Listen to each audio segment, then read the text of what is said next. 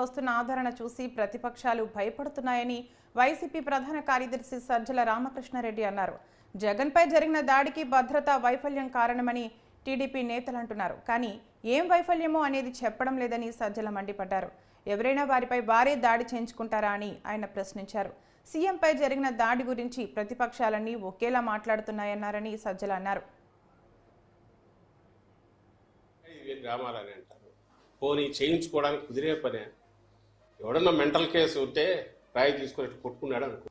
ఇప్పుడు ఈ మాట్లాడుతున్న నాయకులకు చెప్తాం, ఎదురుగా నిలబెట్టి దూరం నుంచి రాయి వేసుకుని డ్రామా ఆడడం. ఎవరన్నా దూరం నుంచి రాయి వేసేవాడితో కరెక్ట్ ఇక్కడే తగిలించరా, కంటికి తగలకుండా చూడు, తలకు తగలకుండా చూడ చేయించుకుంటారా? చేయించుకోగలరా?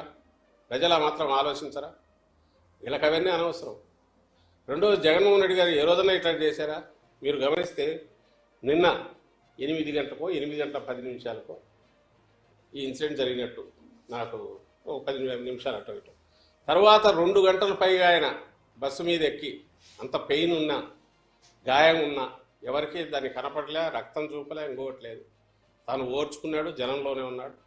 ఆ పేరు చెప్పి స్ట్రెచర్ మీద పడుకోలేదు, లేదంటే హాస్పిటల్కి పోలేదు, ఇంకోటి చేయలేదు. చంద్రబాబు నాయుడు అయితే చేసేవాడు ఖచ్చితంగా. అది తనకు తగిలిన దాన్ని ప్రపంచం అంతా ఇమ్మీడియట్ చూడాలని చేసేవాడు.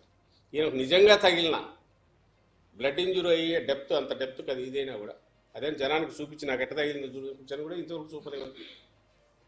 తను నేరుగా ఏమాత్రం అనుమానం రాకుండా పైకెక్కి ప్రజలకు చేయి ఊపుతూనే 2 గంటలు మళ్ళీ ఫర్దర్ చేశాడు, డిస్పైట్ పెయిన్ అంత ఉన్నా. పోనీ ఇప్పుడు కాదు, 2019లో వైజాగ్ ఎయిర్పోర్ట్లో ఆ కత్తితో పొడిచి ఇదైనప్పుడు, ఆ రోజు మామూలుగా అయితే ఇదే చంద్రబాబు నాయుడు పవన్ కళ్యాణ్ అయితే ఆ బ్లడ్ అంతా కనపడేటట్టు అట్లే వచ్చేవాళ్ళు. ఈయన అసలు బ్లడ్ కనపడకుండా ఇమ్మీడియట్ షర్ట్ మార్చుకున్నాడు. ఇక్కడ ఎయిర్పోర్ట్లో దిగి హైదరాబాద్లో తర్వాత టీవీల్లో వచ్చేంత వరకు బయట